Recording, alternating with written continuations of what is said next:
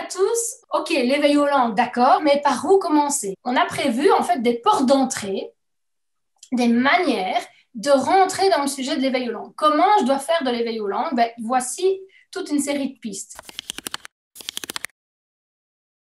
Oui. Parlez-leur des animaux. On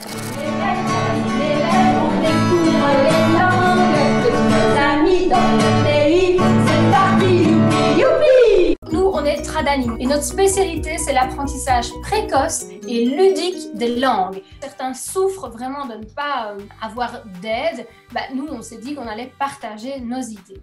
Parlez-leur des animaux. On sait à quel point les enfants sont connectés aux animaux.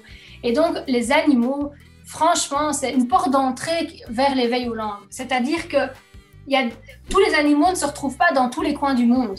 Il y en a vraiment des typiques de pays. Et donc, ça, c'est super chouette pour eux de pouvoir s'apercevoir de ça. Et on se relie au monde, à la carte, etc. Ça augmente un peu leur champ de vision, leur champ de connaissance. Quand je dis parler des animaux, ce qui est très chouette aussi, c'est de se rendre compte que le cri du coq, par exemple, alors que chez nous, on dit « cocorico » et qu'on va écrire « cocorico », eh bien, en japonais, on dit quoi? Kirikiki. Rien à voir avec cocorico, mais les enfants, ils sont morts de rire quand ils savent ça. Et en anglais, c'est « cock-a-doodle-doo ». Donc, c'est encore autre chose. Et rien que le cri du coq, et de nouveau, ça se trouve sur Internet assez facilement, le cri du coq dans toutes les langues, mais rien que ça, c'est waouh, quoi.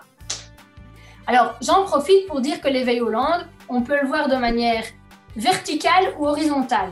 Si c'est vertical, c'est-à-dire que je fais le cri du coq et je le fais dans toutes les langues, ding, ding, ding, ding, ding, et je montre aux enfants, ma leçon d'éveil aux langues est basée sur le cri du coq et je montre plein de variations possibles. Ça, c'est pour moi du vertical, cri du coq.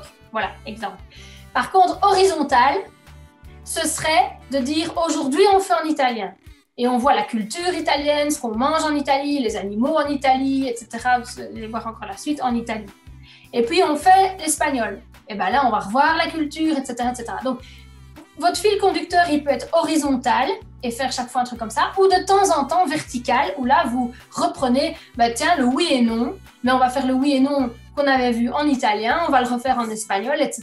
Voilà. Donc, ça sonne peut-être un peu à la Jean-Claude Van Damme, ce que j'explique, mais horizontal ou vertical, on peut partir dans les deux façons avec beaucoup de respect pour Jean-Claude Van Damme. Comme on a dit, efficace, concret, le plus simple possible et pas du stress en plus.